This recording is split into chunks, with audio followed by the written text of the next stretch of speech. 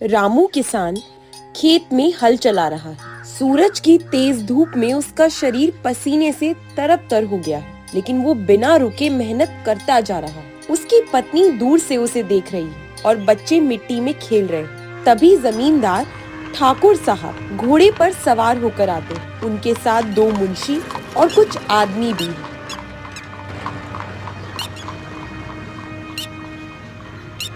हाँ रामू, क्या खूब मेहनत कर रहे हैं। फसल तो बहुत अच्छी लग रही है। हाँ मालिक, इस बार अगर फसल अच्छी होगी तो मैं अपने बच्चों को स्कूल भेज पाऊंगा। स्कूल? अरे रामू, तुम्हारा काम खेत जोतना है, पढ़ाई लिखाई तुम्हारे बस की बात नहीं। मालिक, मेहनत करने वालों का भी सपना होता है। अगर बच्चे पढ़ लिख लेंगे तो उनका भविष्य सुधर जाएगा। बकवास बंद करो। ये खेत मेरा है और तुम सिर्फ इसे जोतने के लिए हो। इस बार ही फसल का आधा हिस्सा मुझे देना होगा।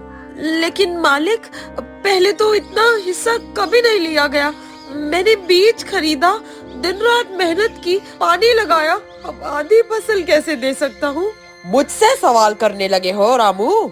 याद रखना, अगर तुमने आधी फसल नहीं दी तो ये खेत तुम्हारे हाथ से चला जाएगा।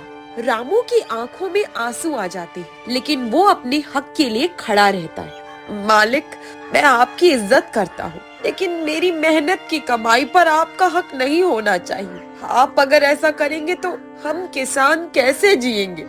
ये बात राजा के कानों तक मत पहुंचने देना, वरना अंजाम बहुत बुरा होगा। इतना कहकर जमींदार अपने घोड़े पर सवार होकर चला जाता है।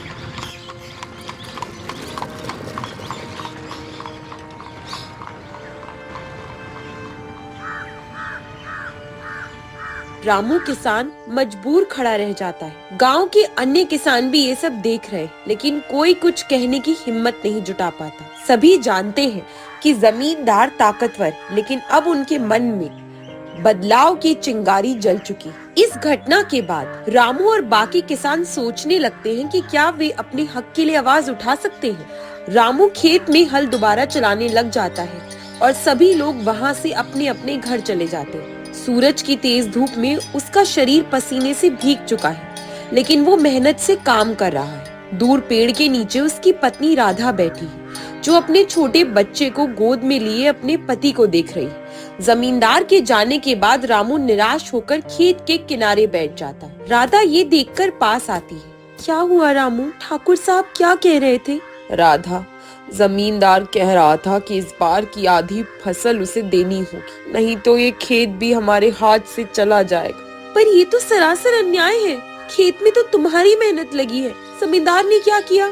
यही तो बात है राधा, हमारे पसीने की कमाई पर ये जमींदार अपना हक जमाता है और हम कुछ भी नहीं कर सकते। अगर हम उसे अनाज नहीं देंगे तो वो हमें इस गांव से भी निकाल सकता है। पर कब तक ऐसा चलेगा रामू? तुम दिन रात मेहनत करते हो, अपना खून पसीना इस खेत में लगाते हो और सारा अनाज जमींदार उठा ले जाता है। हमें कुछ करना होगा। हम कर भी क्या सकते हैं राधा? अगर हम आवाज उठाएंगे तो जमींदार हमें और सताएगा। गांव के बाकी लोग भी डरते हैं, कोई कुछ कहने को तैयार नहीं। तो क्या हम इसी तरह घुट घुट कर जीते रहेंगे? क्या हमारे बच्चे भी हमारी तरह दूसरों की दया पर जिएंगे? मुझे तो लगता है कि हमें राजा रानी के पास जाकर अपनी फरियाद रखनी चाहिए। राजा रानी से? क्या वो हमारी बात सुनेंगे? क्यों नहीं सुनेंगे? वो हमारी प्रजा की रक्षक है। अगर उन्हें पता चलेगा कि गांव में जमींदार किसानों पर जुल्म कर रहा है तो वो जरूर न्याय करेंगे। तुम ठीक कह रही हो राधा, अब वक्त आ गया है कि हम अन्याय के खिलाफ आवाज उठाएं, लेकिन हमें पहले गांव के बाकी किसानों को भी तैयार करना होगा। हाँ, अगर सब साथ होंगे तो हमें और ताकत मिलेगी। रामू राधा की बातों को सुनकर आशा से भर जाता है। वो अपने गांव के अन्य किसानों से बात करने का फैसला करता है।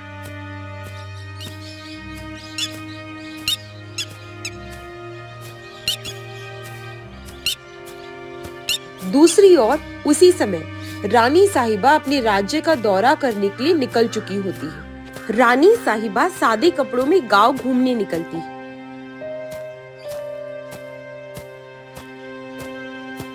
उनके कुछ सिपाही दूर खड़े। रानी देखती है कि जमींदार ठाकुर किसानों से जबरन अनाज ले रहा है। एक गरीब बूढ़ा किसान गिड़गिड़ा रहा है। मालिक, मेरी फसल अच्छी नहीं हुई, फिर भी आप मुझसे अनाज मांग रहे हैं।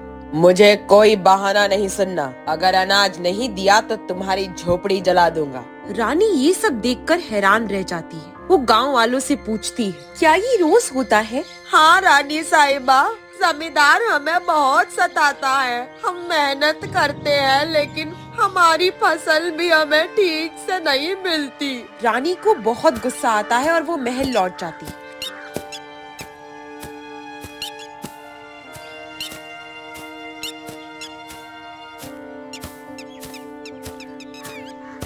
राजा और रानी दरबार में बैठे। रानी राजा को सारी बातें बताती है। महाराज, हमारे गांव के किसान बहुत मेहनती हैं, लेकिन जमींदार उन्हें लूट रहा है। हमें इस पर तुरंत कुछ करना होगा। ऐसा अन्याय हमारे राज्य में नहीं चलेगा। जमींदार को तुरंत दरबार में बुलाया जाए।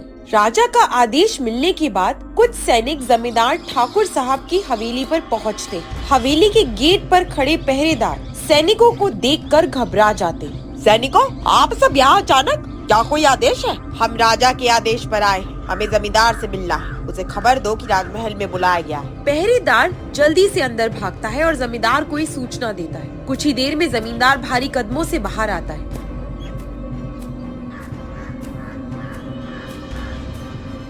उसके चेहरे पर चिंता की लकीरें साफ दिख रही हैं। क्या क्या बात है सैनिक? महाराज ने आखिर मुझे क्यों बुलाया है? महाराज ने आदेश दिया है कि अब से तुम्हारी जमीनें किसानों के नाम कर दी जाएंगी और तुम्हें 1 साल तक गरीबों की सेवा करनी होगी। जमींदार ये सुनकर चौंक जाता है और गुस्से में तिलमिला उठता है। सैनिक, ये क्या मजाक कर रहे हो तुम? महाराज ऐसा कैसे कर सकते हैं? अरे भाई, तुम बताओ आखिर क्यों महाराज ने बुलाया? मैं इस गाँव का सबसे बड़ा जमींदार हूँ।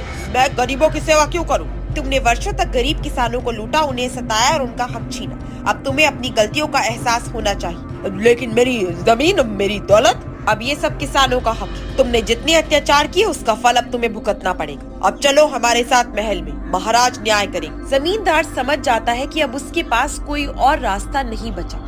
वो निराश होकर सिर झुका लेता है। ठीक है, मैं राजा के आदेश का पालन करूंगा।